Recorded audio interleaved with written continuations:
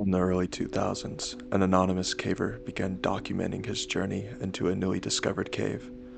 What started as a simple cave exploration soon spiraled into a claustrophobic nightmare. Hidden in the silence of narrow limestone tunnels lies an unexplainable phenomena that plagued his mind until his demise.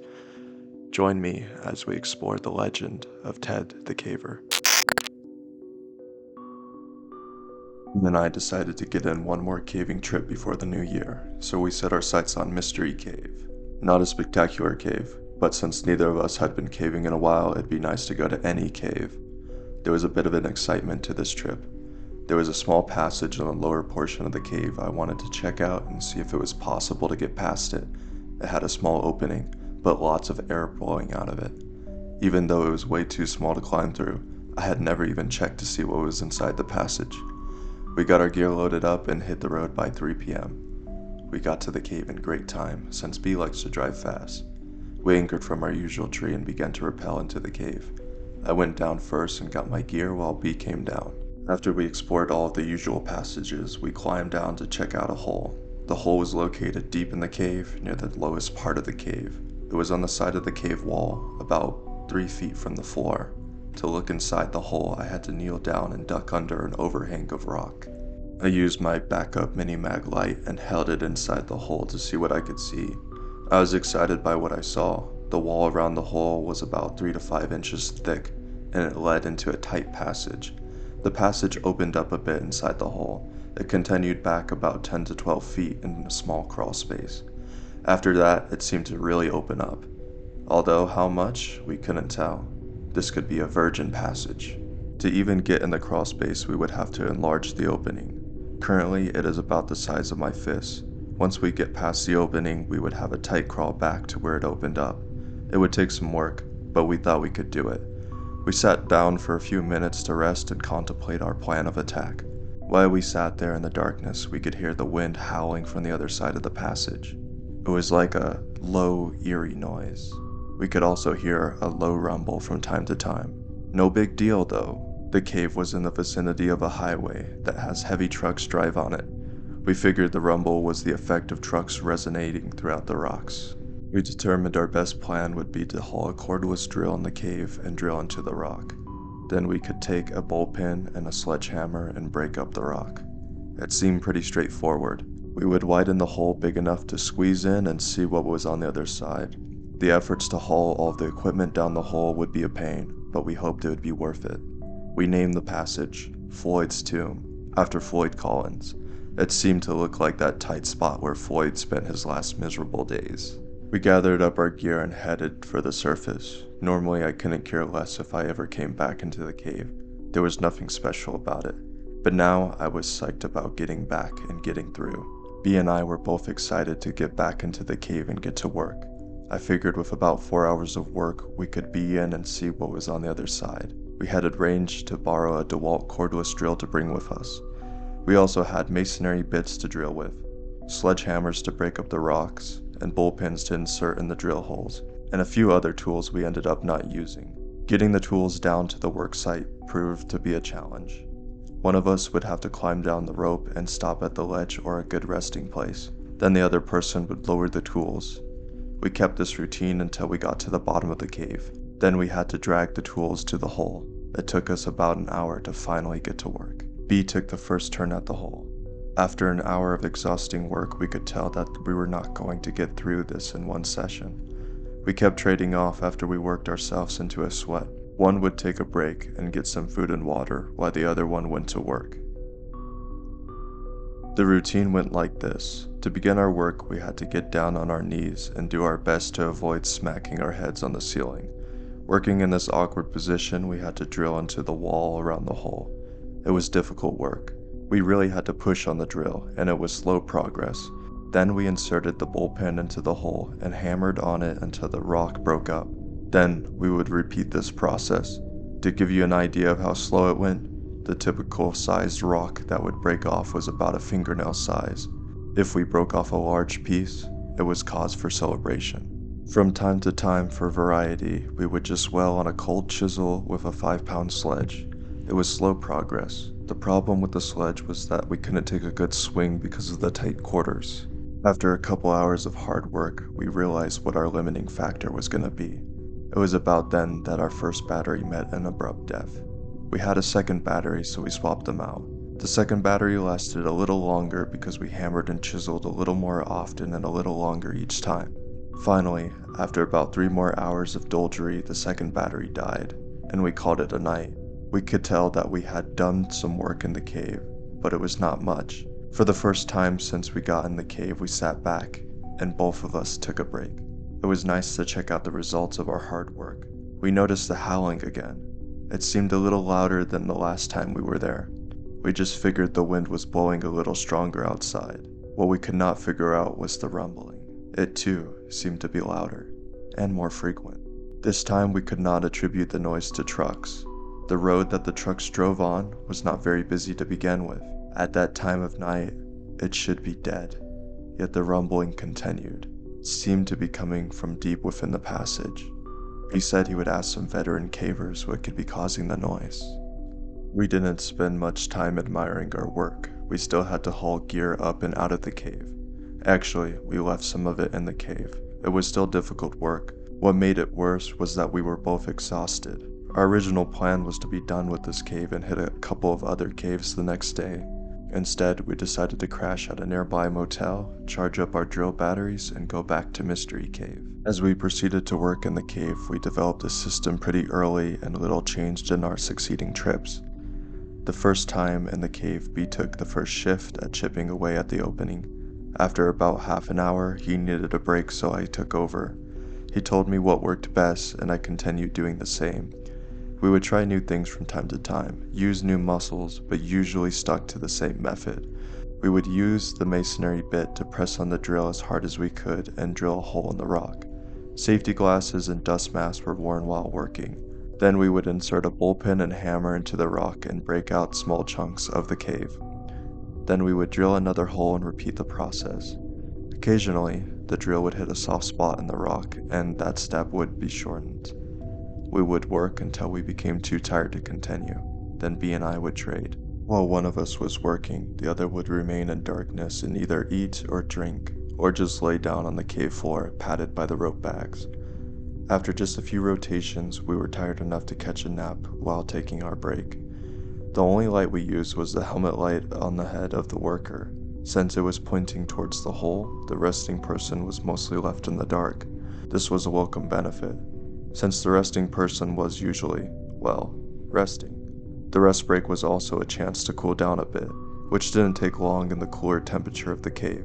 Fortunately, the temperature of the cave allowed us to work pretty hard and not overheat much. I remember that I frequently looked at the hole and thought, hey, it's big enough, I think I can squeeze through, only to be disappointed in my attempt. However, even after the first attempt of failure, I knew that I would keep on working on the hole until I got through. This despite the fact that I knew it would take many more hours of hard work. It actually became an obsession with me. I tried to get out to the cave and work as often as I could. I hoped that the passage led to a larger undiscovered cave, that we would be the first ones to enter. I guess the explorer in me wanted to find a new frontier there in the cave. Since B was an avid caver, he was motivated by the same desire to find a new unexplored cave. What we did find was not at all what I expected. 2 weeks had gone by, and already we were on our way back out to work in the cave. We admit we had become obsessed with the idea of getting through the passage. That may be a sign of how exciting our lives really are. It's not that we think that there's going to be something great beyond the passage. We just like the idea of being the first humans on the face of the planet to set foot in a virgin part of the cave. Although if we found hidden treasure, that would be fine with us. We got a late start and drove part of the way in the dark. When I tell people I go caving at night, they wonder why. They don't stop to think that it's always night once you're inside a cave. All the way out to Mystery Cave, we talked about new ideas to speed up our work. He also told me that he talked to some caver friends of his that came up with an explanation to the rumbling noises. They thought it might be the sound of water deep within the cave, possibly a waterfall. They couldn't really explain why the noise seemed to come and go. To me, it's just one more reason to get through, so we can solve the mystery. This trip, we took B's dog, Whip. She's a Jack Russell Terrier. I was not at all concerned about taking her into the cave. We had taken her before. She answers the call of nature before we go in, and then waits until we get out again. Also, she is well behaved inside the cave. We had to simply lower her via a custom-made harness until she reached the bottom of the main drop. Then she navigated the rest on her own. She loves to explore, but won't go out of our sight. She doesn't have a light attached to her, so she has to wait for us. Another reason I don't mind bringing Whip along was because we planned on putting her in the small hole and see how far in the passage she would go. That might give us an idea of what's on the other side. We knew that if there was a drop-off that we couldn't see, the dog would turn around and come right back out. We thought we might have to do some work on the hole before even the dog could get through. Despite working in the dark of the night, we were able to rig up and get down pretty quickly. We didn't take as many tools as last time. Plus, we left some in the hole so we didn't have to haul them out and back in again. I did manage to get 2 more batteries for the drill for a total of 4. Also, a few more masonry drill bits. Even with the dog, we made good time getting down. Then something bizarre happened that I couldn't quite explain. The dog began exploring the passage as soon as we left her off the rope. She was in dog heaven, sniffing and darting around our feet. She would run from one person to the other as we made our way back to the work site. At this point, the cave splits into 4 passages and the dog seemed to run out of juice. She was stuck right by either B or me. That seemed kinda odd. As we progressed further into the cave, she would only stay by B. She seemed edgy, like she saw something she didn't like. As we approached the short drop-off before the hole, she stopped and only would come further as we would coax her. The hair on her back stood on end. Finally, as we got within 20 feet of the hole, she began to whimper and hid behind B. Her tail was between her legs and she was cowering down on the ground. Strange. I had seen her square off with dogs twice her size, but now she acted like Satan himself was lurking in the darkness. I figured that there must have been some animals that used to use this cave as a home, and Whip smelled their scent. Too bad it upset her, because there was no way she was going into the passage. We decided with this new development, one of us would work while the other stayed with the dog a few feet away from where we normally rested. We got right back to our routine of drilling, hammering, etc. With the extra supply of batteries, we were really able to push hard on the drill and not have to worry about using the batteries. This did not make our work any easier, but it did speed things up a little bit. Progress was still slow. I really didn't mind though. We were on our 4th battery when the second bizarre thing happened to us. B was working. He had just finished drilling a hole and was getting ready to hammer a bullpen when he stopped working and looked into the hole. I was kicking back, almost asleep, and hardly paying attention to B. He had a light by his side to illuminate the work area. I could see the eerie glow of a puzzle and a tense look on his face. He looked over at me and shook his head. I asked him what was up. He said that he had swore he just heard a strange noise emanating from the hole. He said it sounded like rock sliding on rock, sort of a grinding sound. I assumed his ears were just ringing from the drill. He assured me that he had heard what he said he heard. I didn't have an explanation, so I went back to dozing. B sat in the quiet of the cave for a long time before he resumed work. Also, he had stopped from time to time just to listen. B is very grounded and not one to pursue some imaginary sound. I believe he heard something. I'm just not too concerned about what it was. I assume we'll figure it all out once we're through the passage. Final battery lasted another hour or so we were sitting around talking about our progress when we decided to see if I could get my head through the hole. My head easily fit, but there was no way my shoulders were going in. As if I was kneeling there contemplating how close we were, I noticed something that B overlooked. The wind had stopped. And all of the times I have been in the cave, I have always felt the wind blowing. The last time we were out working on the cave, the wind was blowing worse than ever. Even earlier, we remember the breeze cooling us off, but now, nothing. B said he did not know when it stopped. The rumbling had ceased too. Bizarre. This plain old cave was becoming mysterious. We talked for a long time in the dark of the cave. We debated what could possibly be causing these unusual events to occur. I think part of the reason we were sitting in the dark was because we were both too hammered to move. We could come up with no reasonable explanation for the strange things happening in the cave. After sitting for at least half an hour, we slowly loaded up our gear and started for the surface. Whip couldn't have been happier to get out of there. Once again, we left some tools in the cave. We just put them in a hole. Not enough people used this cave to worry about them. Plus, we were too tired to care. It took us 3 weeks before we got back out to Mystery Cave again. Our attitudes have changed a bit since we first started the project. In the beginning, we looked at the whole thing as a fun adventure. Since the last trip, we found ourselves taking a more serious approach. On the drive out this time, our conversation was a little more subdued than before. We hadn't talked much since our last trip. Instead of discussing ways about getting through the passage, we found ourselves talking about rational explanations for what happened. Neither of us had any ideas what could explain these unusual occurrences we experienced on our last trip. We were amused to find out that neither of us had talked much about our last trip to other people. That was the complete reversal from other trips. It had been fun to report to friends and families about our progress. It is always fun to tell people about the tight squeezes we are going to have to go through to get into the passage. Most people have little desire to subject themselves to incredibly tight places. Actually, neither do I, but I will do it in order to get to the other side. Good motivation. We left town early in the afternoon to beat traffic. I don't really recall what time we finally got out of the cave. Like I said, the mood was subdued. We got rigged up and started down. Obviously, B left his dog at home this time. We took essentially the same gear as we did last time. We left some of the tools in the hole to save our backs from agony of hauling extra weight. Even with the gear we got down in good time, we really have a good system for getting up and down.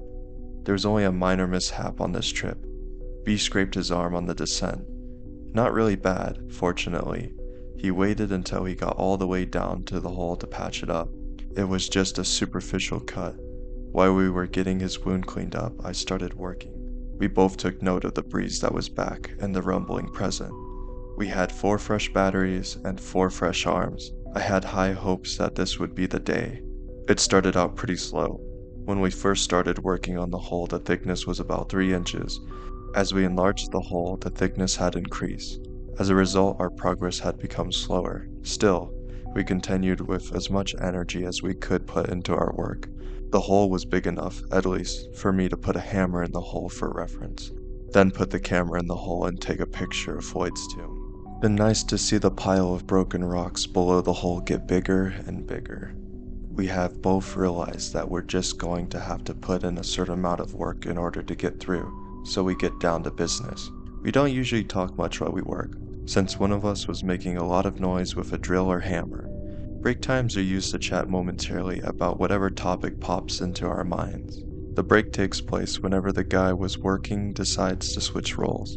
We both put in some pretty good work sessions. I have a little more stamina than B, but he gets just as much done in a shorter amount of time due to his upper body strength.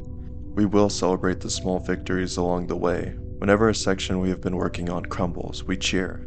Or on the rare occurrence that a fist-sized rock falls from the entrance, we whoop and holler. That's one small chunk of earth that no longer separates us from whatever lies on the other side. I still harbor the fantasy that there is a secret entrance on the other side of the passage, and years ago Spanish explorers hid their treasure in the cave and sealed up the entrance. And it remained untouched until we found it. B has a more realistic, although more mundane theory. He figures that there is some cave on the other side. We'll see who's right. This trip out, I wanted to see if we could speed up the work by using larger masonry bits. I purchased some good-sized ones at a hardware store. One was larger in diameter than the rest. The other was smaller around, but longer. I had pretty much concluded that the big one might be too big, and I was right. We tried to get it to go in the rock, but progress was very slow. We tried pushing for all we were worth, and all we got was tired. The larger bit just created too much friction area for our strengths. It might have worked with a hammer drill, but we didn't have one. The longer bit worked fine with the drill. We relied on it for most of our work we did this trip. I thought we were going to be out one bit, and a drill in my hand, when the bit broke off towards one end. I was pushing as hard as I could on the drill with the bit a few inches in the wall. When it snapped, I nearly rammed the drill through the wall from pushing so hard. We were able to retrieve the bit and kept using it, minus a couple of inches. It still worked great. Only once in a great while did we resort to hammer and chisel. Work was proceeding as normal until about the time we were on our fourth battery. I was kneeling down and working the drill slowly into the wall at the time. I had my earplugs in, my safety glasses on, and I was lost in my own thoughts. Suddenly, over the squeal of the drill wearing down on the rock, I heard a strange noise. It was loud. I could hear the noise of my drill, even though I had earplugs in. At first I thought it was just the drill doing its job on the cave. It would frequently complain by screeching and whining as we forced it into the wall, but this was different. It took me several full seconds to comprehend that this was coming from inside the hole, and not the bit. I stopped drilling and yanked my earplugs out, just in time to hear the most terrible scream I have ever heard trail off into the echo of the darkness of the cavern. I stared wide-eyed into the hole. For several moments I didn't move, nor did I breathe. I turned to look at B. Moments earlier he had been lying on a rope bag catching a nap. Now, he was standing upright, mouth open, with a look of concern on his face. I turned and looked into the hole again, half expecting to see a demon face staring back at me.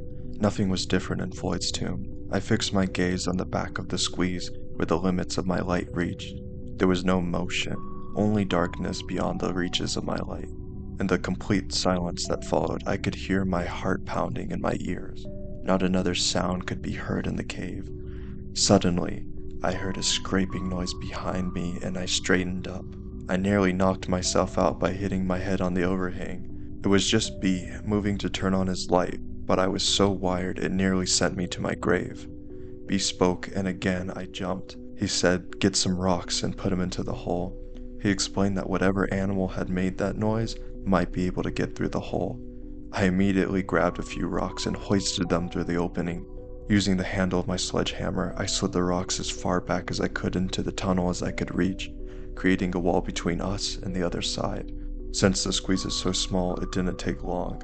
The entire time I was doing this, however, I was thinking that the noise certainly did not come from an animal. I didn't know if B really thought it was, or if he was just trying to convince himself. I didn't say anything to him about what I thought. From the time it happened to the writing of this journal entry 2 days later, I have tried to come up with some of the most possible sources for such a noise.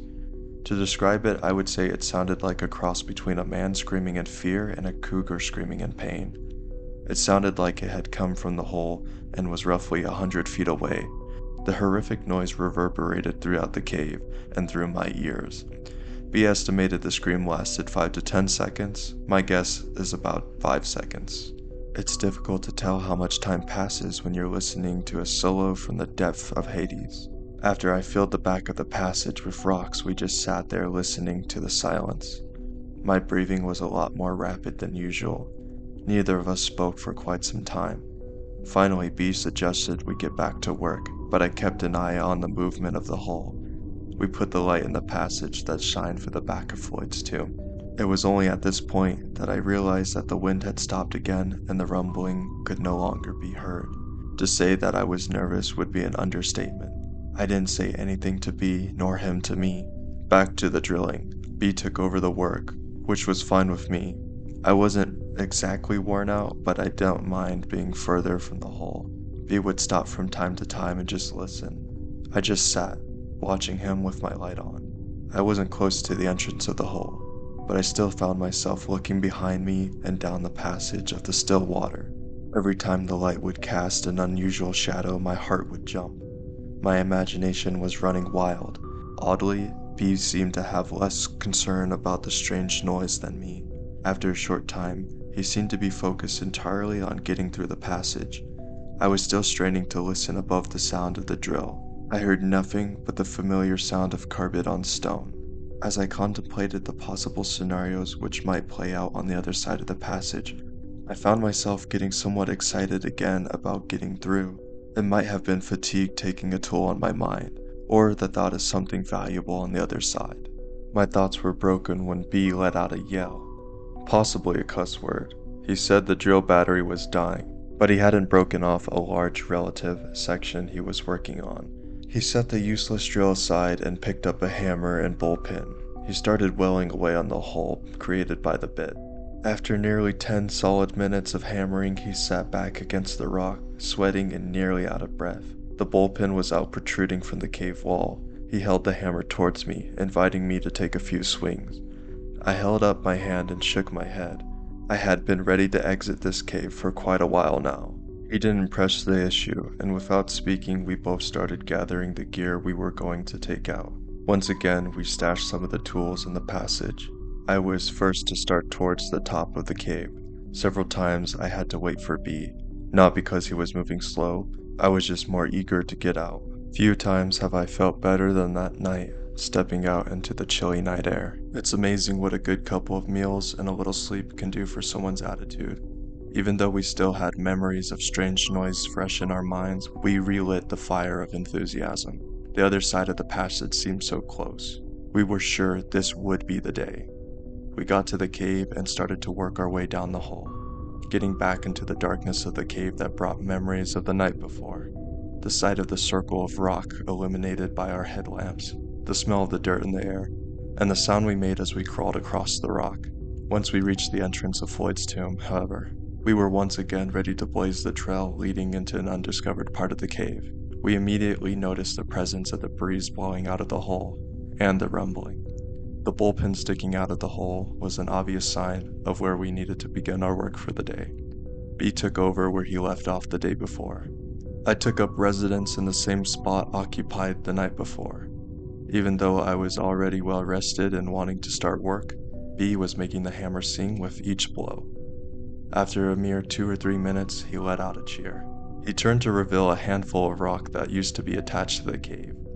He was breathing heavy, but had a big smile on his face. So did I. For the time the strange noise had been forgotten, and the vision of success captured our attention. I lowered my left hand to the corner of the hole that had been giving us grief because of the thickness of the wall at that point. We felt that if we could just remove that corner, we might be on our way inside. B now held in his hand a crumpled remain of the corner. Our excitement consumed us as we examined the hole. I took the hammer and pounded away at the surface of the hole. The idea was to remove the jagged edges that would take their toll on my skin. The size looked right, now, for the moment we had all been working for. I cautiously approached the entrance of Floyd's tomb. I decided that the best way to enter the hole was to place one arm over my head, turn my head sideways, and slowly work my way in. I soon determined that this was not going to work. The hole was small. If I was going to make it in without widening the hole anymore, I was going to have to put both arms over my head in a diving position, turn my head sideways, and slip into the tomb. The width of the entrance was the limiting factor. The height was sufficient. The arms overhead position flared my shoulder blades out, but there was still room to get in. Plus, the arms overhead gave me the best squeeze side to side. In order to enter straight into the hole, I stood on my feet and bent over to get level with the entrance. My knees were bent and the position was uncomfortable, sort of a semi-squatting position, bent at the waist with arms overhead. Plus, I had to slightly turn my upper torso to the left, in a counterclockwise rotation, to negate the angle of the entrance. I got my arms through the entrance with minor scrapes. Next came my head. By keeping it turned sideways, I was able to get in, for the most part, up to my shoulders. When I got to my shoulders, I could feel the rocks touching all around my shoulders and chest. It was not stopping me, but I was definitely scraping many surfaces of my body. I decided to just push though, keeping in mind that I was going to have to come back out eventually. The pain was not too bad. I was all in. Well, my upper body was in. At least I could get a good idea of what the tomb was going to be like. Once inside the tomb, I had a few inches all around me in which to position my body. This was the largest part of the passage, and it was conveniently located at the beginning of the crawl. That gave me a little room to get positioned to crawl further into the passage. Inside the tomb gave me a whole new outlook of what it was going to be like to crawl through. Even though this was the largest part of the crawl, it was still small. I could move my head around freely, but in every direction I turned I was staring at a wall or solid rock. When I spoke to B, my voice sounded muffled, like I was talking in a small box. I could rest my chest on the passage floor, but the rocks were uncomfortable. I turned my head to look further ahead, but I couldn't see past the wall of rocks that I had built the day before. The squeeze toward the end of the cave was closer now, and appeared even narrower. I didn't know if I could squeeze through it or not. I knew it would be close. I wanted to crawl further into the passage. First, however, I had to work and get some of those loose rocks that were lying on the passage floor out of the way. I was disappointed to find out that most of the rocks that looked loose were actually attached to the floor. I was hoping to be able to just scrape them out of the way. I had pushed the sledgehammer into the passage before me, so at this point I used it to push through the rock wall we had made further back into the passage. Then I dragged the sledge back and forth across the floor to move any of the loose rocks or break up the solid ones. By sliding the head of the hammer under the squeeze, I determined that the narrowest part of the squeeze was about 7 inches high. I figured we would do some work before I could slip through. The entire time I had my head in the passage, B was just kicking back, listening to my descriptions and progress reports. Up to this point, the size of the passage was not too big of a deal. I was in an incredibly small passage, but only my upper body was in, and since it was the largest part of the passage, and my arms could move freely, I was pretty calm. Then it was time for a push. I slid the sledgehammer as far as I could reach. Since my body filled the entrance, I could not slip the tool out, so it was easier to push it ahead. In order to rotate my hips to a proper angle to enter the hole, I had to lean my upper body on my forearms, use my feet to climb the wall outside the hole, and slowly crawl into the hole. My hips barely fit. Once they cleared the entrance, I could relax a bit and get into a position to work towards the squeeze. I decided to try one arm forward technique to get through. The passage was so narrow that whatever position I started with, I would have to stay with through the entire length. There was just no room to move around or change positions. I would also have to turn my head one way or another to keep it in the same position. The crawl was tight. Moving forward at this part of the passage was relatively easy. I could use my forward arm to pull my other arm to push. At the same time, I would wiggle my body, trying to arch as much as I could to keep my chest off the rocks. I tried both ways and determined that I would turn my head to the right. It felt the most comfortable. I began to learn things as I went. I determined a small flashlight in one hand would be nice. Then I would shine it ahead and get a better idea of what I was about to crawl over. This was a difficult maneuver because I had to look overhead. Since my head was turned, it became immediately obvious that we were going to have to do some more work removing rocks from the passage floor. As I moved along the surface, I was constantly scraping my chest against the rocks. They were sharp and it was painful. Occasionally, I would cause a rock to slide underneath my chest and actually wedge me between it and on top of the passage. I would then have to back up and either try to move the rock to either side of my cheek using a sweeping motion with my head, or back way out and move it with my forward hand. My little trip into the passage represented a major milestone in my caving career. When I began caving, I did not feel overly comfortable going through tight spaces. Even the little squeeze at the beginning of this cave was an obstacle to overcome. By pushing myself and forcing myself to try the narrow passage, I have become calmer about tight spaces. Still, this passage represented a new benchmark in small spaces. I had not been faced with anything this small. I don't remember having to take off my helmet before now. With this passage, it is mandatory. And as I mentioned before, not only do I have to take off my helmet, but I have to turn my head to its side in order to fit. The journey into the tomb went like this. After I twisted my hips into the passage, I took a few minutes to stop and work out a game plan. Most of the length of my legs were still outside the entrance. They were just dangling in the air. The tomb was still big enough to move my head around, and even move my arms freely into position. It was larger than the rest of the passage, but not by much. It was like sticking your head inside a box. Everywhere I looked there were rocks, and not too far from my head. Any sound I made was muffled and dead. The narrowest part of the cave was about 10 feet in. At this point, I was about 3.5 feet in. At about the 4-foot mark, I would have to commit to whatever position felt comfortable, and stay that way until the 12-foot mark, at which time the cave started opening up. I went with my left arm forward and my head turned to the right. B had given me a flashlight that I held in my left hand. As I inched forward, I would try to brush the loose rocks away from my left arm. This was somewhat successful, but there was lots of rocks that I missed or I could not move. As mentioned, the first bit of the crawl moved along fairly quickly, since there was little room above me to navigate the passage. Then the walls started to close in around me. I had a few extra inches on each side of me, but the top of the crawl was getting very low. At about the 7-foot mark, I could feel the top rubbing my back as I would arch. After another half foot, I couldn't arch anymore. I had to just push ahead with my toes and pull my forward arm. I decided it would be a good time to see if I could back out. I tried it and it was pretty easy. That gave me a lot more confidence. Still, I had B tie webbing to my feet, just in case he had to pull me out. My neck was starting to get sore from being cranked to the side. My head was getting heavy, but to rest it, the only option I had was to lay it down on the broken rocks. It was painful, but I did it frequently. I was staring at the wall to my right. It was a mere 4 to 5 inches from my face. Most of the time, I wasn't watching the wall. Either I had my eyes closed, which I sometimes do when I go through a tight spot, or the light wasn't shining in a direction that did me any good. It was very quiet in the tomb. Other than my own breath, I was breathing heavy from the effort it took to move. Thankfully, the breeze was present and cooled me off. By lifting my head and carefully touching the ceiling from time to time, I could gauge the size of the passage that my body would soon pass through, much like a cat using its whiskers to gauge an opening in the fence. At the 7.5-foot mark, I could tell things were about to get real tight.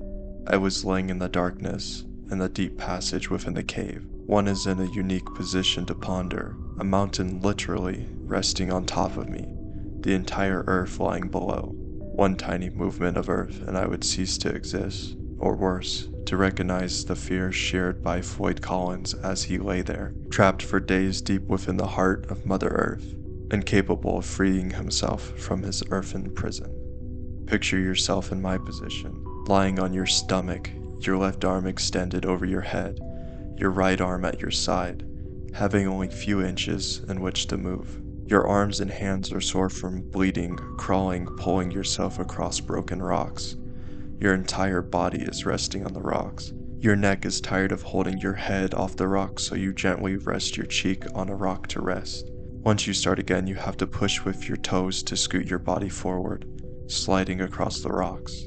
After moving a few inches, you are breathing hard and have to rest. As you inhale, you can feel your body pressing hard against the top of the squeeze. It takes several minutes before you can recover enough to press forward.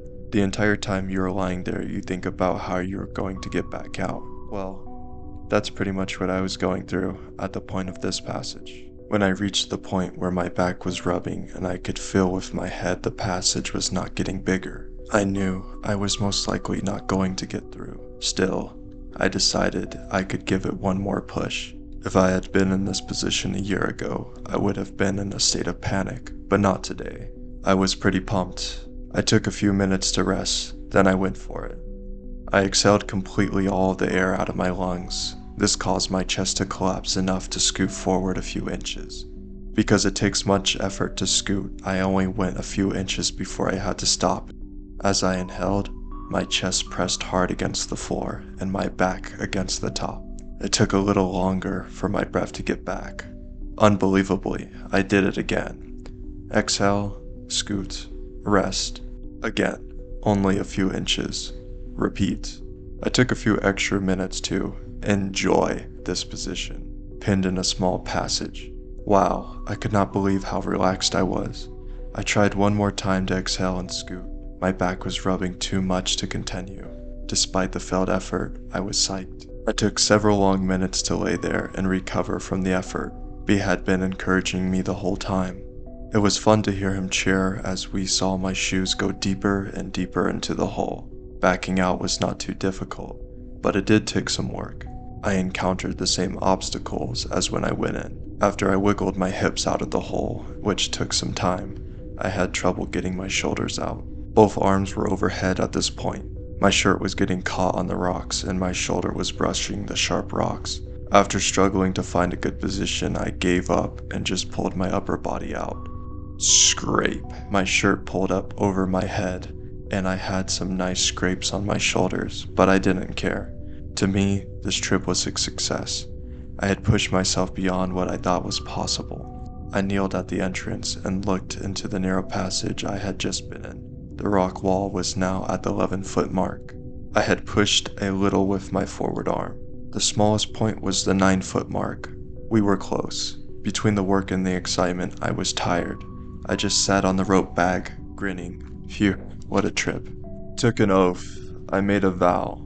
I would not leave the cave until I made it through the passage, conquered Void's tomb. This would be the trip. It had been a long time since we'd been out to Mystery. We had been busy though. We had made the tools we had talked about. It was fun coming up with ideas for tools. Also, we made a squeeze box to determine the best technique for getting through a tight spot. Plus, we knew about how much rock we needed to remove before we could get through. We were excited to get back out to the cave to finish our project. Our climb down the passage took a little longer than usual since we had extra tools to carry. Once we got down the passage, we immediately got to work using B's scraping tool with a pipe I had made. We could hammer the pipe on one end and the scraping tool on the other end dug into the rock. Then we would push the debris all the way through the passage and out of our way. When we needed to measure our progress, we would run a scraper sideways in the passage to observe the clearance. We worked for about 2 hours before I had a desire to try the tomb. I just wanted to make sure I was going to make it through on the first try. B made one more sweep of the passage floor, clearing away any loose rocks from where I'd be crawling, and pushing the wall we had made to the back of the squeeze. I made preparations for the crawl by fashioning duct tape, suspenders, to prevent my shirt from sliding around while sliding across the rock. I went with a flashlight in my hand. Even though my hand would be at my side, I knew I would need it once I got through. As an expression of faith, I did not tie a rope to my feet. I was confident I was going to make it. Finally, I made the attempt. Since we didn't do any work to the entrance, I had to go through the same dance routine to even enter the passage. Once I got my upper body through the hole, I shined the flashlight ahead of me to work the plan of attack. The passage didn't seem any bigger than last time I was here, but most of the work was done deeper in the squeeze. I paused for a few minutes, then twisted my hips to get my lower body in. I slowly inched forward as my entire body slowly filled the passage. Before I was completely in, I got into position for the push. I dropped both my hands to my side and turned my head to the right. Then I began to inch forward. Once my toes were inside the cave, I used them to push forward. To keep from scraping my body, I would walk, using my shoulders, knees, and toes. Progress was slow but steady. That was fine with me. A foot or two before the tight spot, I could already tell there was a little bit more room. Even so, I began to touch the roof of the passage with my back. This time, however, I was able to continue moving forward. I reached the lowest point in the passage and I could tell it was going to be tricky. Even with the work we had done clearing out the loose rocks, I still felt sharp pebbles rolling under my chest as I slid along. When I could feel my back brushing the top of the passage in several places, I reverted to my technique of exhaling. Before I began, however, I took a minute to lay there in the passage. I could see the glow of B's flashlight as the rays of light managed to squeeze past my body. I could feel the cool breeze evaporate the drops of dirty sweat on my forehead. I could feel 1,000 sharp edges dig into the surface of my skin. I felt a twinge of excitement as I realized that the goal we had set to achieve weeks ago was about to be realized. This thought alone made me want to keep moving, no matter how tight the passage became. I breathed in and out rapidly for a few moments, then began. Exhale. Scoot. Stop to catch my breath. Repeat. After just a few inches of scooting, I could raise my head off the floor of the squeeze until the passage was beginning to open up. I relayed this information to B, and we both took a few seconds to celebrate. During the rest of the slide through the passage, B was cheering me on. Virgin Passage and Neil Armstrong territory were the phrases he kept on repeating. I was grinning ear to ear. Even though the passage was beginning to get larger, it was still slow going. I had to continue scooting along for another 1.5 feet before I could slide my arms underneath me and use them to crawl. At this point, I felt my journey was essentially over.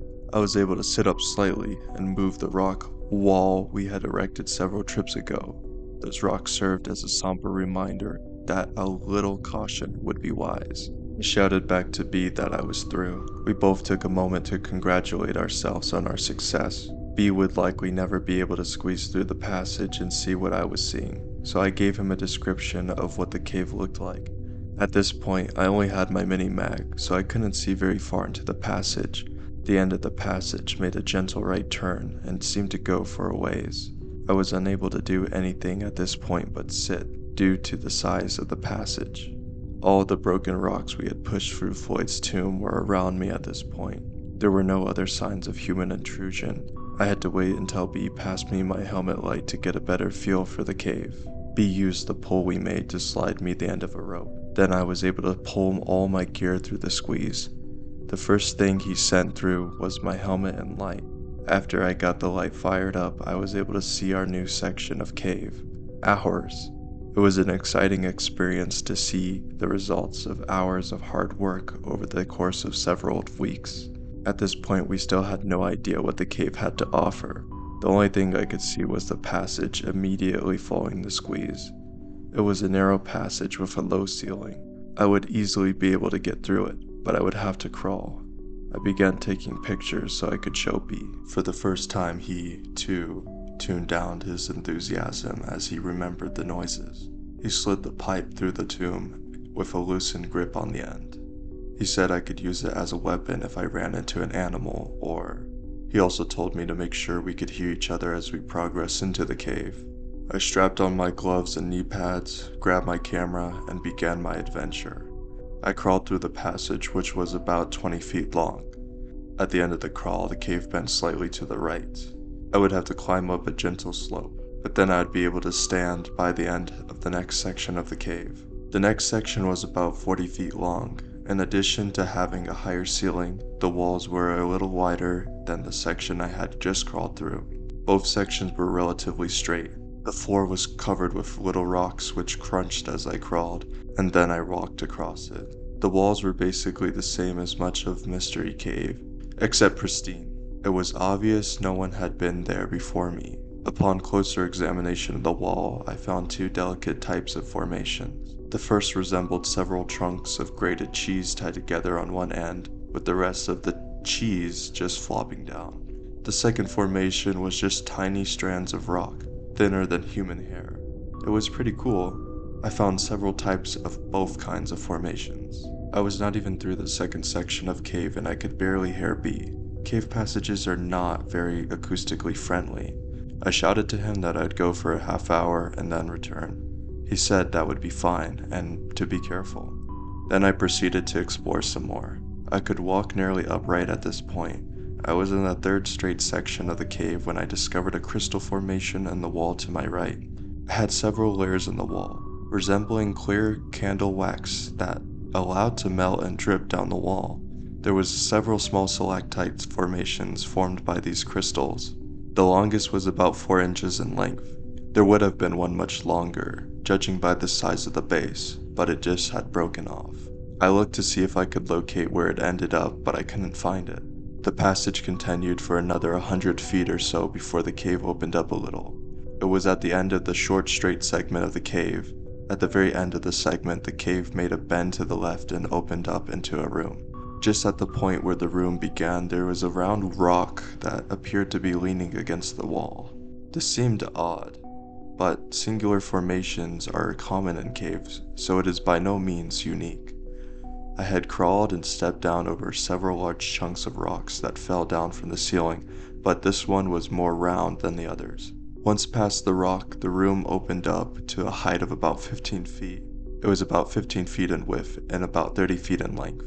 At the far end of the room, there was another passage leading straight out. As I entered the room, I had an eerie feeling. It's like that old saying that I felt like I was being watched. Once again, the excitement of the new find faded, and the memories of the mysterious side of the cave crept back into my mind. Suddenly, I felt very alone. Fortunately for my ego, I was nearly out of time, and I had to get back to B before my half hour was up. I took several pictures of the room. I was going to just get a feel for how long the next passage was when something caught my attention. On the left side of the room, on the wall about eye level, I discovered what appeared to be hieroglyphics. It was a single drawing that almost appeared to be just part of the rock coloration. I was pumped. This meant that there had to be another entrance to this cave. Even if the entrance was closed or blocked, it might mean an opportunity to open it and get B into the cave. I took another look at the drawing to make sure I could describe it to B. Then I took some more pictures and headed back to B. When I got back to the squeeze, I could barely talk fast enough to let B know everything I had discovered. He was just as excited to hear about our newly found treasures. As we debated what our next move would be, I began to send my gear back through the tomb to B. I told him it would be best if we got someone else to come back with me, in case something happened. He agreed.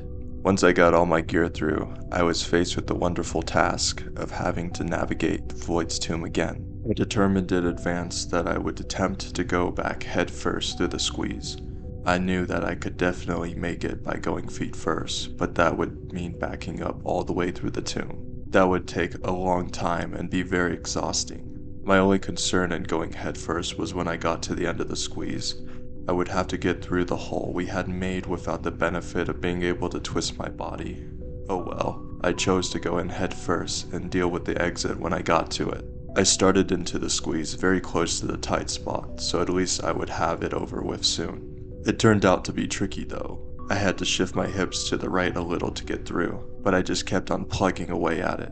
My hands were once again by my side. My head was turned to the right and I was scooting with my toes. And once again, I was using my head as a gauge to tell when I was at the tight spot. Then I was past it. I seemed to get a little tired a little quicker on the way out. Must have been from all the work we had done to get through. I was a little over halfway through when something bizarre happened.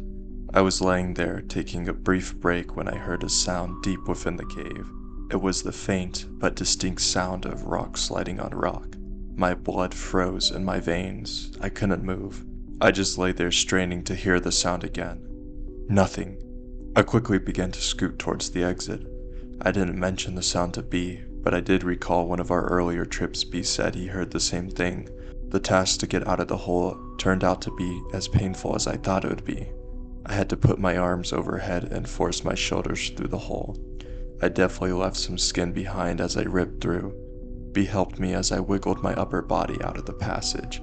Then I could catch myself and ease my lower body out of the tomb. I was out. B and I shook hands and began to load up our gear. I was trying to listen to any sounds coming from the hole, but we were making too much noise gathering our stuff. As much as I looked forward to getting back into the passage, it was a general relief to get back out. This was pretty much how I felt about caves in general. I love to go in, but I feel good when I get back out again. Only a couple of days had elapsed before B found someone who wanted to explore the passage with us. B told me he talked to a few other people who couldn't make it because of scheduling conflicts. He said they really grilled him for information about the cave and about the passage. He would not tell them which cave it was to ensure that we explored it to our satisfaction before we made it known to the public. Even the guy who ended up going with us did not know which cave it was until we got very close to it. And he was sworn to secrecy that he would not reveal the location of the cave to anyone on the planet. Just for sake to keep his identity, we called him Joe B. Joe B and I set out early in the morning to make sure we could spend all the time we wanted in the new passage. When we got to the cave, we were able to rig up and descend rather quickly. It helps when you don't have to haul half a hardware store down into the cave. Joe was impressed by our work. Even B and I took a minute to pat ourselves on the backs for all the hard work we put in, and the fact that we made it through. Joe is a rather thin caver who had a lot of experience in caves. He said this might be the tightest squeeze he had been in, but it didn't bother him. I knew that physically he would be able to make it since I was bigger than him and I made it. He was just as excited as us to get through and get caving, maybe more. He quickly got ready and was waiting to hear what the plan of the attack was going to be. I figured I would send him through first since he was ready, and I would follow. B would pass our gear through and wait for us outside the passage. B would give us 2 hours to return. That was nice of B to go down into the cave and babysit us.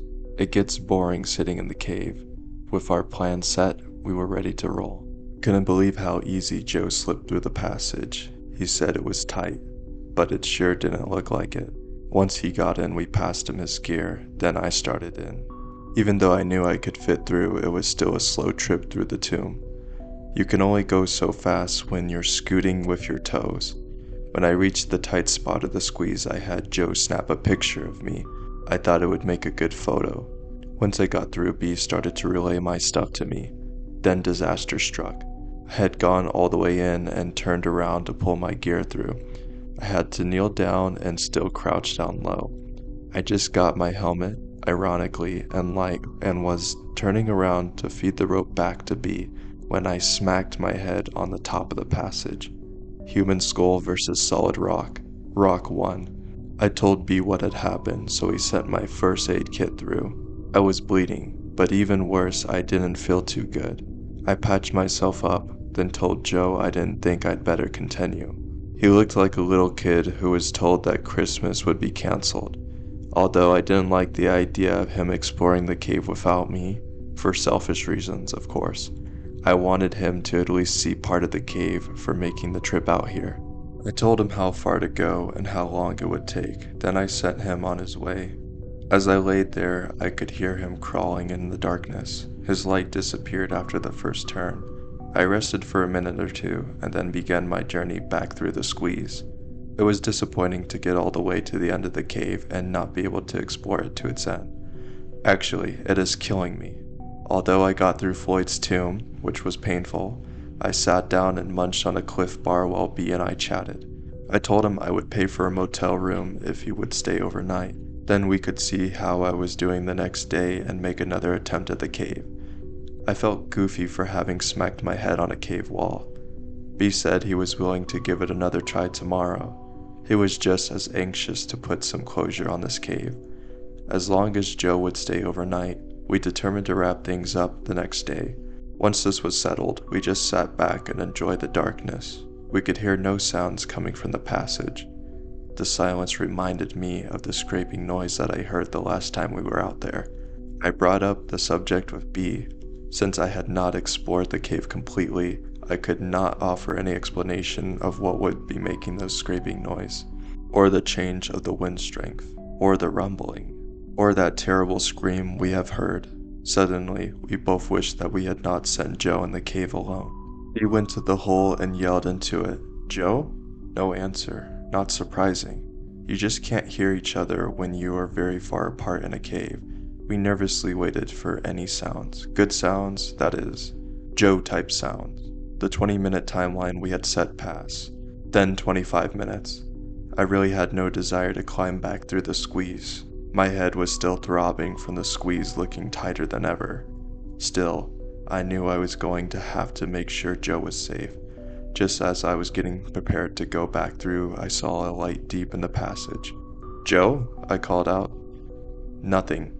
"Joe?" Still no answer.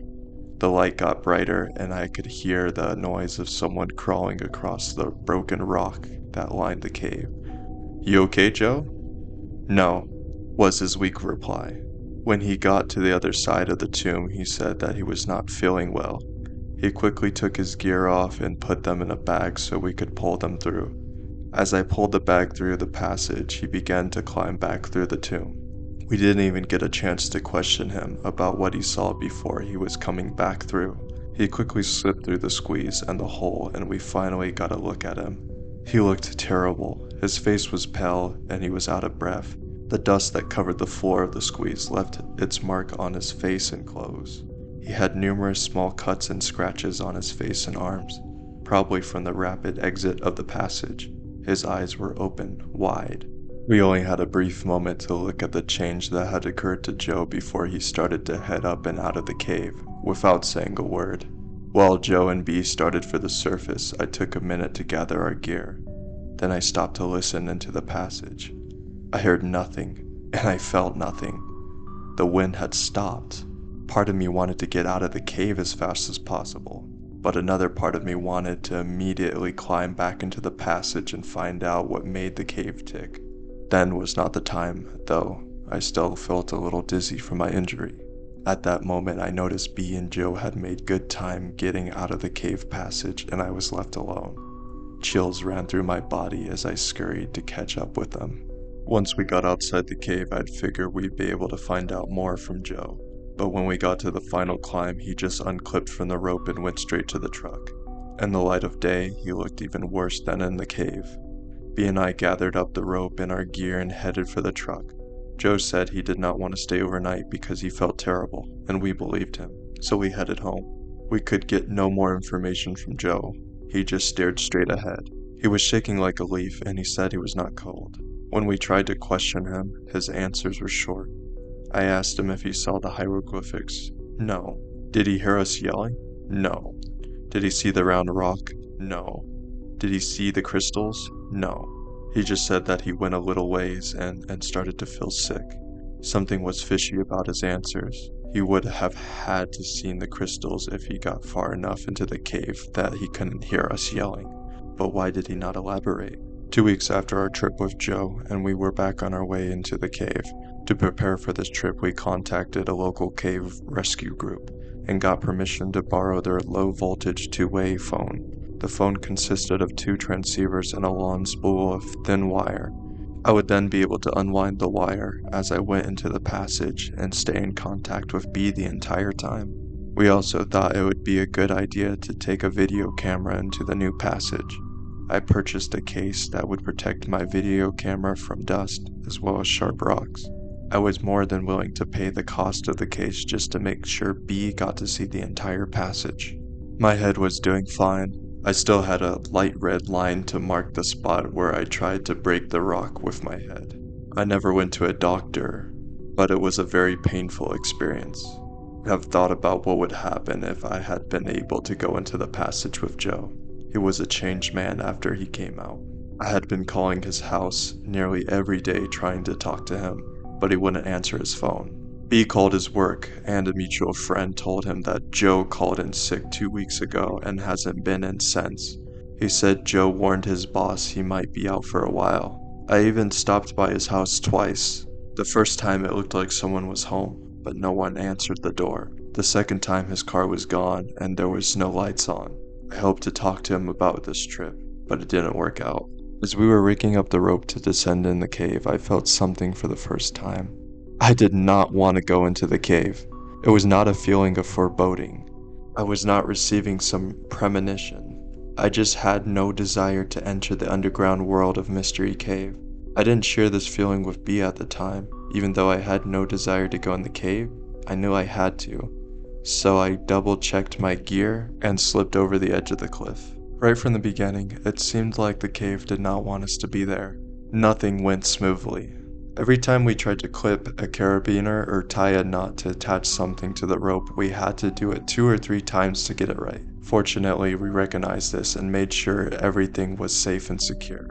As we slowly made our way down, we were continually bumping into the side of the cave, or stumbling as we walked, or dropping things. We finally reached a point to gather ourselves before continuing. Our load was relatively light, but we were taking forever to get to the hole. Finally, we made it. We checked the camera and phone to make sure they survived the trip. We tested everything and I gathered the gear I wanted to take into the passage. Then it was time. We looked at each other but said nothing. Then I turned to face the passage. As I twisted my body to begin entering the tomb, I desperately hoped it would be my last time I would contort my body to enter this claustrophobic nightmare. The trip through Floyd's tomb went smoothly, figuratively speaking. After I got through, we took several minutes to get everything passed through to me. I got suited up and tested all the equipment. The phone worked like a charm. I videotaped the squeeze, and then the first section of the new passage. Since I'd be unable to tape while I crawled, my plan was to crawl to the next section, then stop to film some more. I could video what I had just been through and the video that I was going to crawl through next. That way I could get each section from both ends. I was starting to feel pretty good about the whole trip. I felt a sense of personal satisfaction at being able to provide a way for B to see the fruits of his labor. It was awkward lugging the camera and unrolling the phone wire while trying to crawl. I knew it would be worth it though. Small formations were too small to show up on the video. With normal outside lighting, it would be no problem. But with my headlight as the only source of light, that effort was futile. The crystal formations turned out quite nice. They were easily large enough and made some pretty good footage. I took advantage of the film stop to check the phone. It was comforting to hear someone's voice deep within the passage. We chatted briefly, then I unplugged the phone and prepared to continue. The phone resembled an oversized regular phone, more like the ones you would see in the war movies. When I wanted to talk to B, I would just plug the phone into a special jack on the spool of the wire. The power source was on B's end of the phone, so it was always turned on. The reception was as clear as a normal phone. I continued forward. Even though progress was slow, it was steady. Things were going pretty good until I reached the round rock. Once again, I got a strange feeling, just like last time. I looked around carefully, but saw nothing to be alarmed about. I proceeded to film the entire room. I got good shots of the round rock from all angles. I got the walls, ceiling, and floor to the best of my ability. I even got some pretty good tape of the figure on the walls. It was difficult to make out exactly what was on the video, but you could definitely tell something was there. After I taped everything to my satisfaction, I moved towards the end of the room to prepare to explore new territory. At the far end of the large room, there was a passage that led to darkness. The entrance was about a foot lower than my head, and it looked like it continued at the height for as far back as I could see. I ducked under the ceiling and prepared to see new sights. The wall of the passage was darker than the rest of the cave at this point. The floor was made up of the same type of broken rocks. The ceiling had the same type of near-perfect arch as in the old section of Mystery Cave. It almost seemed out of place in the jagged atmosphere of the cave. I could only see back about 30 feet or so where the passage appeared to make a right-hand turn. I thought this would be a good place to check in with B. It took a couple of beeps before he answered the phone, but when he did, his voice was still crystal clear. It sounded like he might have been snoozing. I had been gone that long? He said he was doing fine and that I could take as much time as I needed. I thanked him and hung up. His patience has been very wonderful during this whole project. He has spent a lot of time just waiting for me while I was exploring the passage. I was glad he was still willing to sit and wait. I hung up the phone and started to film the new passage. Then it happened. From behind me, I heard the scraping noise. It was loud. It was close. It was coming from a large room that I had just left. I wheeled around my face whatever had made that noise. When I did, I lost my presence of mind and stood up at the time. Crunch, my helmet crashed into the passage ceiling. My light broke, and I was buried in heavy darkness. Pain shot through my neck and down my back. My helmet had protected my head, but my neck was nearly numb from the impact. Fear enveloped me, and my knees began to weaken. I slowly and involuntarily slumped on my knees. I gently set the camera down and began to see stars from the pain in my upper back. The scraping noise lasted only a second, and now the only sound I could hear was my own panicked, inspired breathing. Not only could I feel the fear thick upon my chest, but the darkness seemed to hold me in place. I felt like I was vulnerable from every direction. I wanted to turn to look behind me, and to the side of me, and in front of me. Everywhere I looked, I saw black. Finally, I broke the stupor of terror long enough to reach for an alternate light source, the mini-mag on my helmet. I twisted the light to turn it on, and when I did, I nearly cried. I had forgot to put fresh batteries in, and now I could barely see more than a few feet. Still, it was better than nothing. I immediately began shining the light with all my might into the large room. I strained to get a glimpse of any movement in the room. Nothing. I was shaking violently as I sat there trying to figure out what I could do. My mind was not thinking clearly. I honestly thought I was going to die right there in the cave. For a fleeting moment, I wondered how B would never figure out what had happened to me. Then it hit me like a boulder. The phone! My mind must have been clearing up at that point because I also thought about my glow sticks. Without taking my eyes off of the large room, I felt around in my pack for the glow sticks. Since I was carrying the phone and video camera, I removed as much as possible from my pack, and one of the things I left with B was my backup headlamp. Thus, I was left with only the glow sticks. I found one and ripped it out of the package. I could tell something was wrong by how it sounded. It had been inadvertently broken and now was useless. I chucked it on the ground and searched my pack for another one. I took my eyes off the large room only to check the passage behind me occasionally. I found another glow stick, broke it too to light it up. The soft green glow created eerie colors on the walls of the cave. The stick provides enough light to see the immediate area, and provided no hint of what lay ahead. I felt the pack for one more light, again without taking my eyes off the room. I felt a third glow stick and ripped it out of the package. After breaking it to make sure it worked, I hesitated. I threw the glow stick into the large room. The throw was a perfect one, and the stick sailed through the length of the room. In a brief moment that the light traveled through the room, I saw nothing but cave walls.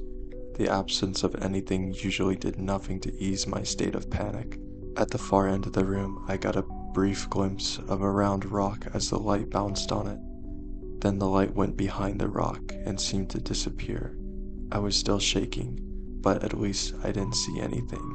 Still, there was the noise. I used the glow stick to light the phone reel, and with fumbling fingers I managed to plug my phone into the jack. I put my phone to my ear and heard nothing. The usual beeps that indicate connection with the other phone were not there. Terrified, I pulled the phone from the jack and reinserted it. Again, silence. The line was dead. What could have happened? I just talked to B. I found myself near sobbing with fear. I knew the only way out of there was back the way I came. But something was there. A third attempt of making contact with B with the same results. I tried to think of another plan, but I could only focus on the memories of the grinding sound that I heard.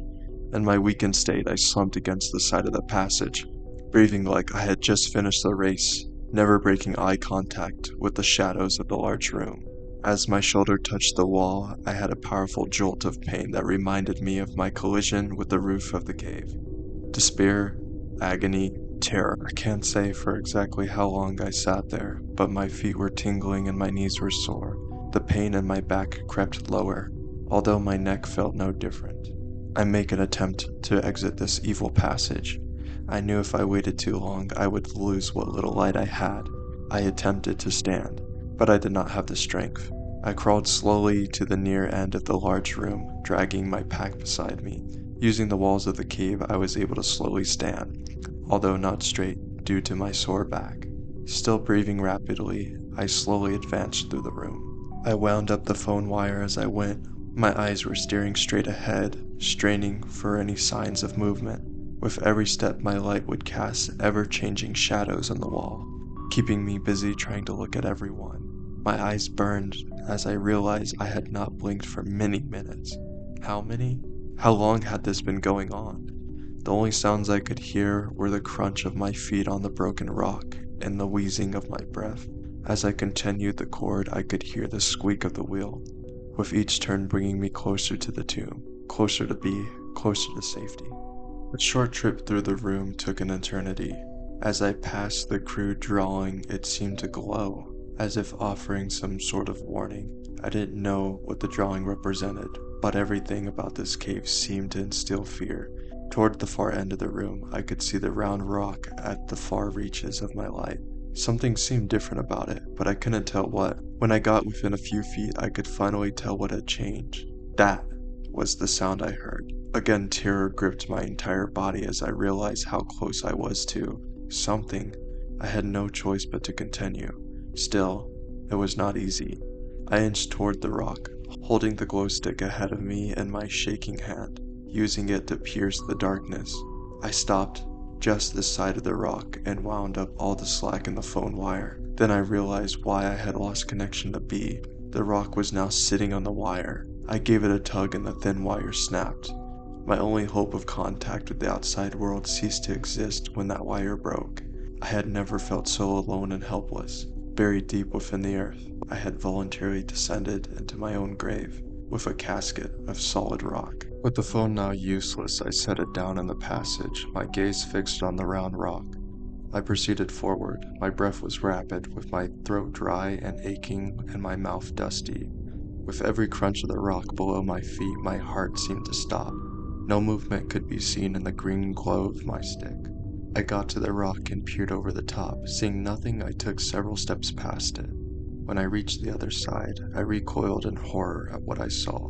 In the side of the passage near the floor was a hole, with another passage revealed, what had been covered by the rock. But now it was exposed. The rock could not have been moved by itself. I backed away from the hole and coiled with the opposite wall. I had not been paying attention to the pain in my back, but now it came back to me in all its fury. I stared down the newly discovered passage. It went down at a 45-degree angle and continued straight for as far as I could see. Several feet down, I could see the glow stick that I had thrown. It illuminated the passage enough that I could tell the walls were fairly smooth. The floor seemed to be the same way, unlike the rest of the cave. The passage was about 3 feet in diameter as far as I could see. It would have been an easy passage to explore if I had the least desire to do so. Right now I wanted out of the cave and into daylight. I slowly backed away from the hole toward B and never took my eyes off the abyss. I nearly tripped over the phone wire and turned to leave. I nearly tripped over the phone wire as I turned to leave this devil's lair. I noticed that my mini-mag was practically dead, leaving me only with the glow stick. I wanted to sprint to Floyd's tomb. Just hearing another human would be enough to alleviate some of the fear I was experiencing. As I turned away from the large rock in the hole, I felt an overwhelming sense of panic fill my soul. It felt like a legion of demons was about to attack me from behind. I felt like my salvation lay ahead of me in the darkness, and Lucifer was behind me, trying to keep me from safety. I found myself moving much faster than I should have in that cave. My only thought was to get out as quickly as possible. I passed the crystal formation, barely even noticing this beautiful creation in nature in the green glow of my light. Every time I ducked to avoid the rock, I felt my back scream, its reminder of my injury. When I got to the point of the passage where I had to crawl, I flung myself down on all fours, barely slowing down as I dropped. When my hands came in contact with the cave floor, I felt an electric shock shoot all the way down my back, and simultaneously down my arms. For the first time since this nightmare had begun, I let out a scream. I crumpled down and lay there on the rock, with new levels of pain manifesting every time I inhaled. Whimpering from the fear and pain, I tried to listen to any other noise in the cave. I could feel the silence pounding on my head. I knew from previous trips that B was still out from earshot, but I was close. Forcing myself to move, I winced as I pulled my body onto all fours and started to progress along the cave. I still held the glow stick in my hand, but I had ceased checking behind me. Now my focus was ahead of me. I reached to the point where I could yell to B, but he didn't make a sound. I didn't want to stop long enough to talk. Finally, I reached the last stretch of the cave before the squeeze. As I was crawling towards the beginning of the tomb, I called B. He answered back. I screamed to him and got everything ready to go. He asked if I was okay. Since he hadn't heard from me on the phone, he had gotten worried. I told him no, and to get everything ready to go. When I reached the rope, I flipped off my helmet and shoved it into my pack. For the first time I realized I had forgot my video camera. It was a fleeting thought. I cared no more about that camera than the passenger of that Titanic cared about a hat or a coat. I tied my pack to the rope and told him to pull it through. I told him to start heading towards the surface as soon as he pulled the rope through.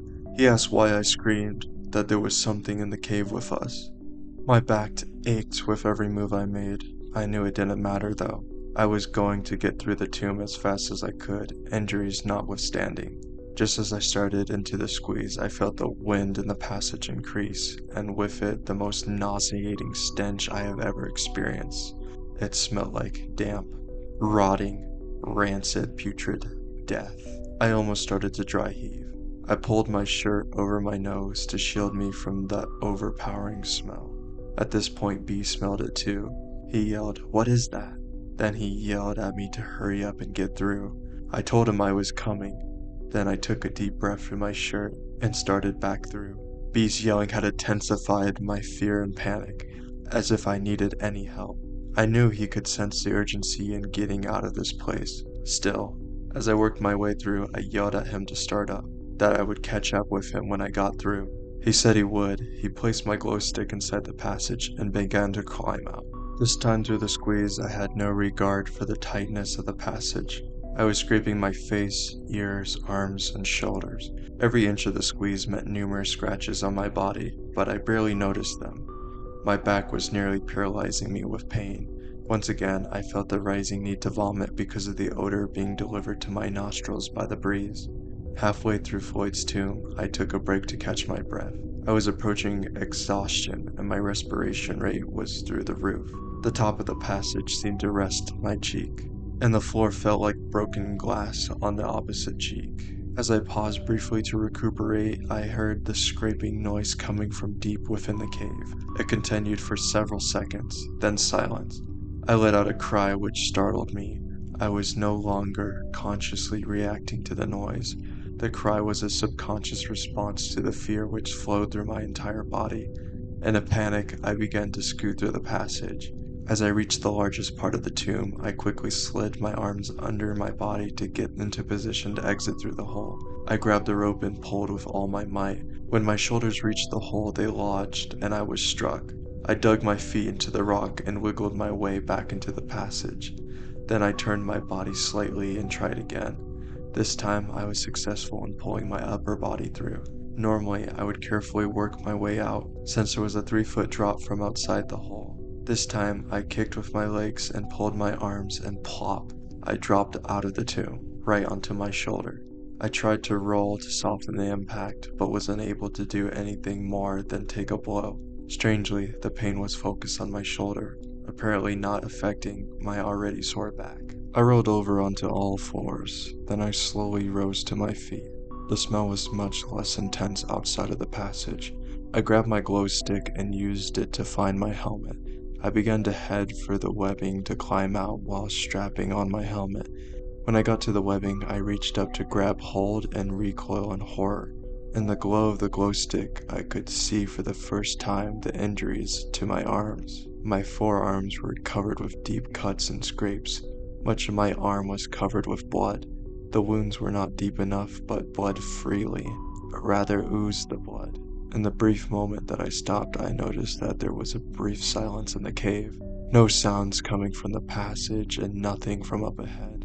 Once again, the feeling of being alone returned, motivating me to proceed. Climbing up the little drop-off proved to be difficult in my condition. Having the glow stick as the only light source added to the challenge. Once on the top, I scrambled to catch up to B. I was impressed with the speed of his descent. I did not see or hear B until I reached the small area at the bottom of the drop. He was on the rope and climbing out as fast as he could.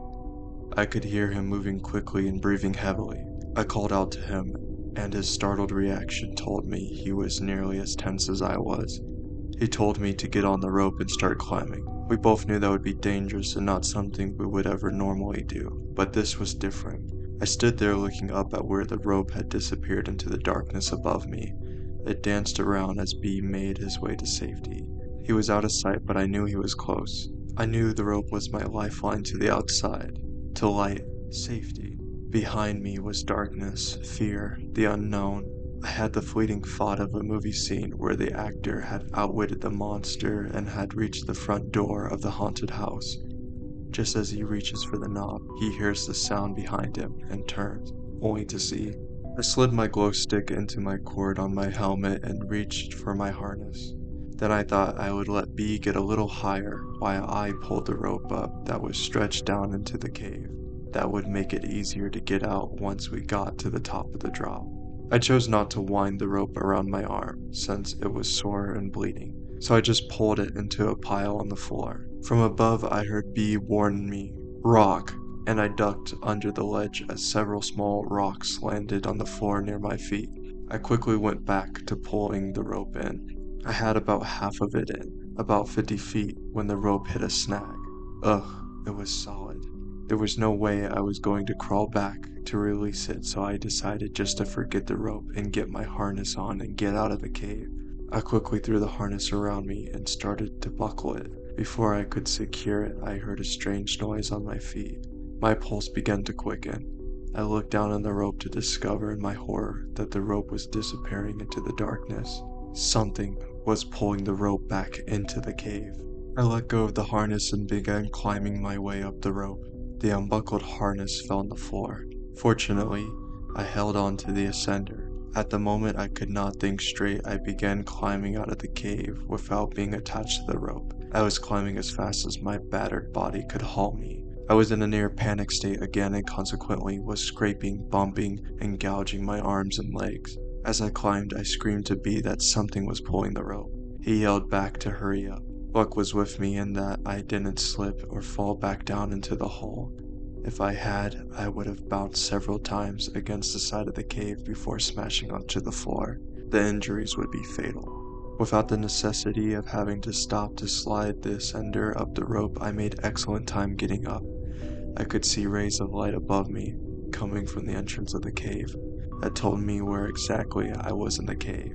I caught up to be on the ledge below where our relay point was fixed. I told him to keep going. It would only take me a few minutes, but with every second would be torture, because I had to wait for him to get up. I watched the rope that we just started to climb up. I expect to see some creature deep within the earth climb up and make me its lunch. The rope moved around a bit, its rhythm with bees climbing, but did not appear to have any tension on it. As I stood there waiting for B, I kept watching the rope for signs of anything bizarre. I didn't know if my heart would take any more stress. I could not have been more wired. I tried to relax a bit and make sure I was thinking rationally, but my poor brain had reached sensory overload. As B reached the top of the last climb, I got ready to clip on my ascender and get my sorry butt out of there. That was when I noticed that the rope began to tighten from below. I could feel the tension on the rope, but it was a steady tension, not like someone was climbing up. Either way, I wanted to get out as fast as possible. I clipped on and scrambled up the rope. I hadn't noticed, but B kept on moving towards the entrance. I got up the last few feet in a hurry. I just unclipped and kept moving, leaving the rope behind. By the time I got to the entrance of the cave and daylight, B was almost up to where the rope was anchored. I wanted to get up so bad I almost started to free climb without climbing on the rope. I could see B was almost up, so I clipped on and started up. I almost didn't make it up. I just had started up when I nearly collapsed from exhaustion. I managed to recover enough to pull myself up the last few feet. As I climbed, I could hear the tension on the rope manifest itself by a stretching noise in the rope. I prayed the rope would not break with me attached to it. The second that I reached the top, I unclipped the ascender.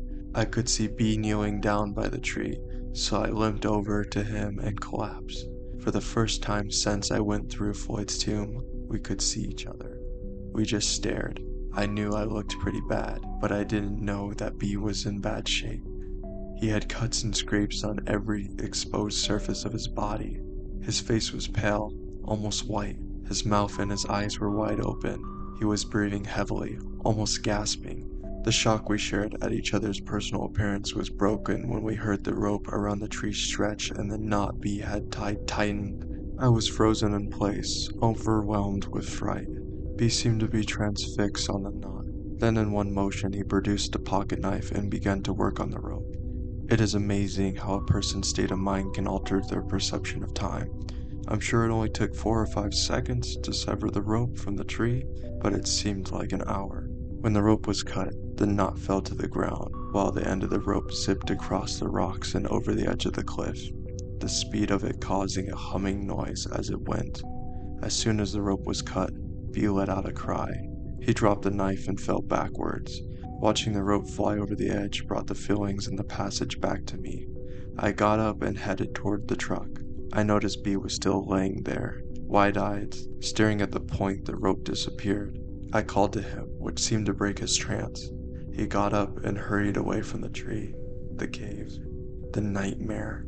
Neither of us said a word all the way home. It's been 3 weeks since our last visit to the cave. I want to update everyone as to my condition, my plans for the cave, and the events of the past few weeks. I apologize for not returning your phone calls. I've been getting all your messages. I just haven't felt up to calling back. Steve and Mark, thanks for your words of encouragement on my answering machine. I know you two are sincerely concerned for me. You are awesome friends. Mark, I know I stopped by your house a few times, and I'm sorry I never answered the door. It really helped me just knowing you dropped by. Sis, I can hear the worry in your voice. I'm okay, don't worry about me. Just take care of those nieces and nephews of mine. I figured if I can get this site updated, I can let everyone know at once about what I am doing. A lot has happened in the last 3 weeks, so I'll do my best to cover everything. I guess I should start where my last entry left off. It took several days to get my last journal entry written down. I was so shook up from the experience that I could do little else but sit around and ponder what had happened. Right now, I am in a long-term medical leave from work. I tried to go to work several days after the event, but my boss sent me home. I couldn't concentrate and I looked terrible. I have been to the doctor, but I couldn't tell him about the experience, so I just told him I was under a lot of stress. He recommended rest and gave me a prescription to help me relax. Drugs. When we left the cave, I was nearly in a state of shock. I could not think clearly and was having a difficult time trying to understand what had happened. I didn't eat much, nor did I get any sleep. I was glad I had the presence of mind to write down my experience while it was fresh in my mind. As I reread what I wrote, I felt like I actually portrayed what happened in the cave that day. I wouldn't change anything I wrote, even though it took 3 days to write it. When I'm finished writing in my journal, I'll feel much better. I guess it's kinda therapeutic. Unfortunately, it didn't last. In fact, it was after then that things got really bad. B and I parted company after the trip, and I didn't see him again until yesterday. I just didn't try to reach him, and he didn't try to get a hold of me, nor did anyone just try to contact Joe. B just dropped me off after the trip, and I spent the next several days by myself in my house. I tried to eat but had no appetite. I was restless, but I couldn't find anything to do to take my mind off the experience. That's when I determined that I should write it down. As I mentioned, it helped me think a little clearer, and I seemed a little calmer, but that didn't last. I went to work the next day, but I was sent home. The day after that, I had an overwhelming feeling of anxiety sink into my soul. I was depressed and confused and had no one to turn to for comfort. I was getting all kinds of phone calls from people, but I just let the answering machine take the calls. I even changed the message on the machine to let everyone know I was alright.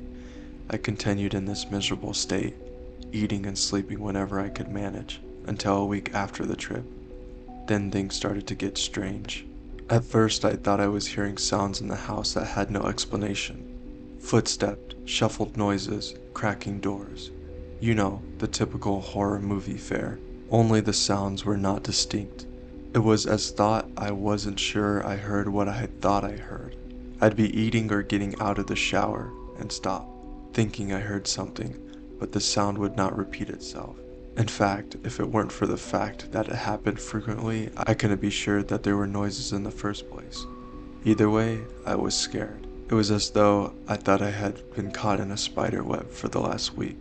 Feelings of anxiety, foreboding, and tension filled my life. Then came the hallucinations. I began seeing things in a manner similar to the sounds I was hearing, just a glimpse of something in the corner of my eye.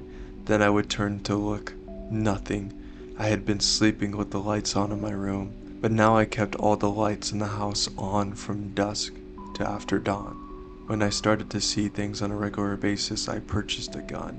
Got it from an ad in the paper, so I didn't have to wait for a permit. I went to the doctor, but didn't mention the details of my life. I just told him I couldn't relax. I walked out of there with a prescription. Fortunately, my wounds and injuries were pretty much healed by this time. My back still hurts a little, but the prescription took care of that too. When I was on medication, I felt great, but I didn't want to walk around high the rest of my life, so I would only take it through the end of a tough day.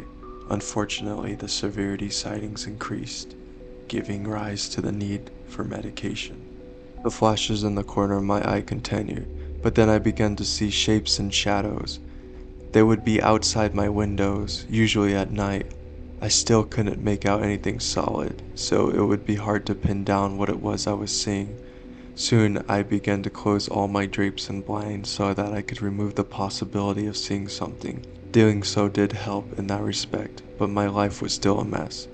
My daily routine was medicational and empty. I would sleep as long as I could, usually out of exhaustion. Then I would get cleaned up and try to eat something. I lost a lot of weight, so I tried to get as much as possible down me. Then I would exercise a little and nap a lot. I have been out of the house a few times in the last 2 weeks, the store, the doctor, the gun purchase.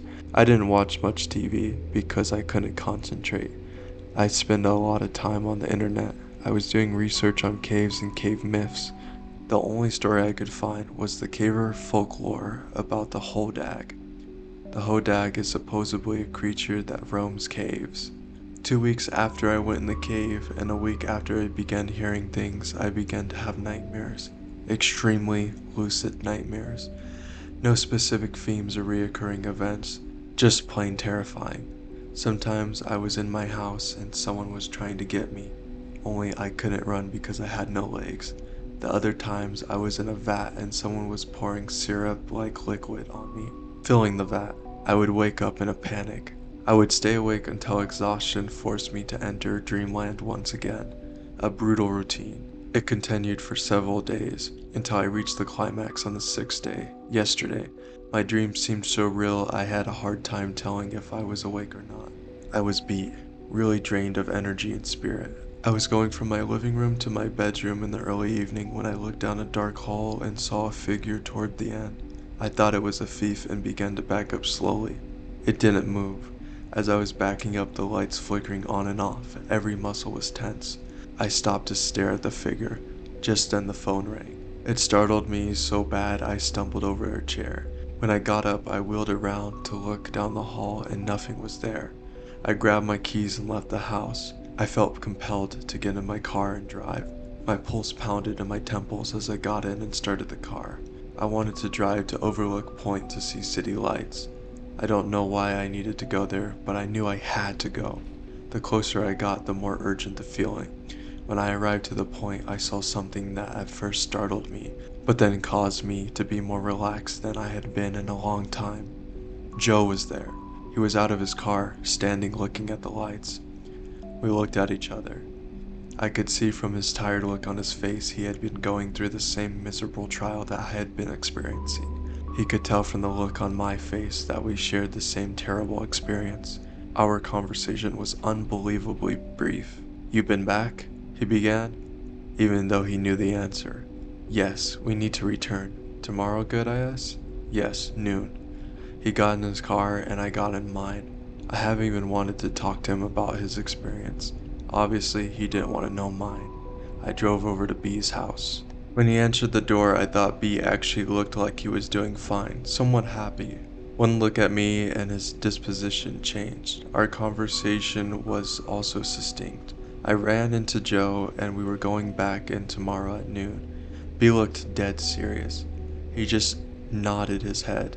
I asked him if I could spend the night at his house. He eagerly let me in. I didn't notice until later, but every light in the house was turned on. He led me into the spare room. "Help yourself." "Thanks." I washed up in the bathroom, took some medication, and got the first decent sleep in a long time. I awoke early in the morning and came home to get ready for the trip. I thought I would send out this update so no one will wonder what's going on with me. I suspect by the time most of you read this, I'll be back home, and I'll have a great story to tell. I promise that if you haven't heard from me by now, you will very shortly. It is now 10 a.m. on Saturday, the 19th. We will be leaving for the cave in 2 hours. Preparing for this trip will be like no other trip I've been on. For the first time in my life, I will carry a gun into the cave. I will also carry a knife and an extensive first aid kit, plenty of food, water, and a camera. I will take several sources of light and a pad of paper and pencil. I will have to take all my climbing rope since B lost it in the cave.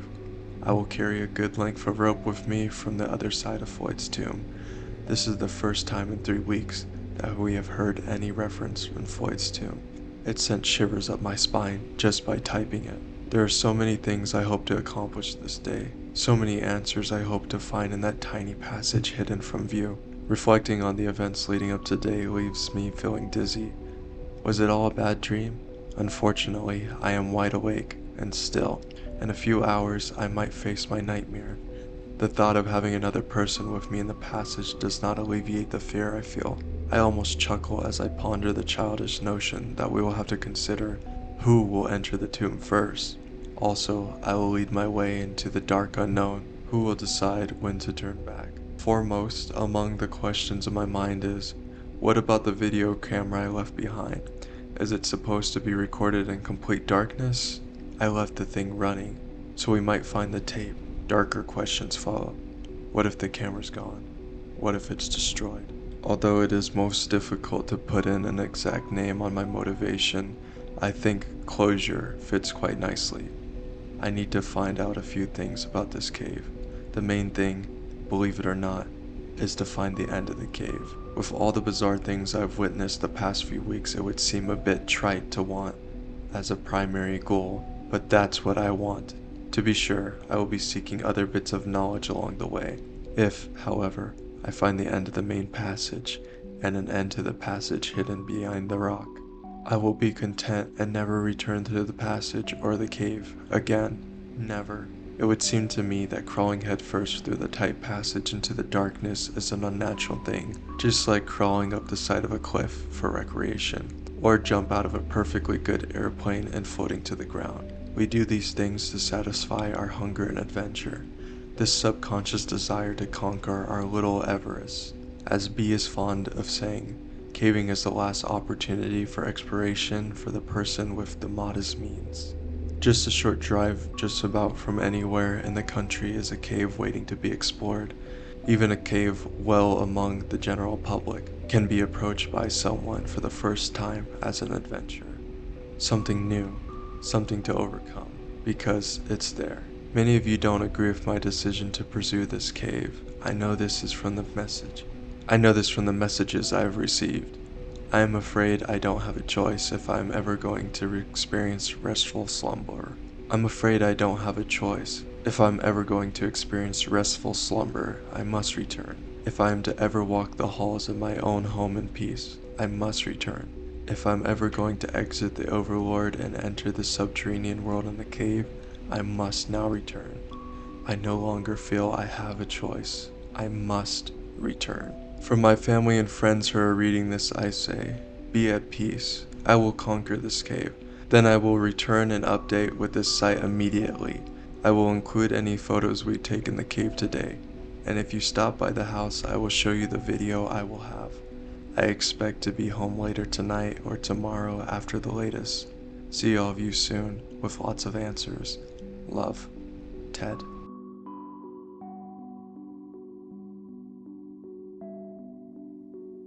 I just want to thank everyone for stopping by and watching my first video if you made it to the end. In the future, I want to do a lot more horror content, play games, and cover the lore of many other creepypastas and other things. So stick around because I'm excited to grow my community and see what's next. Also, special shout out to Jade Willow Drives for providing the driving film. Their link is in the description. And wherever you are in the world, have a good one.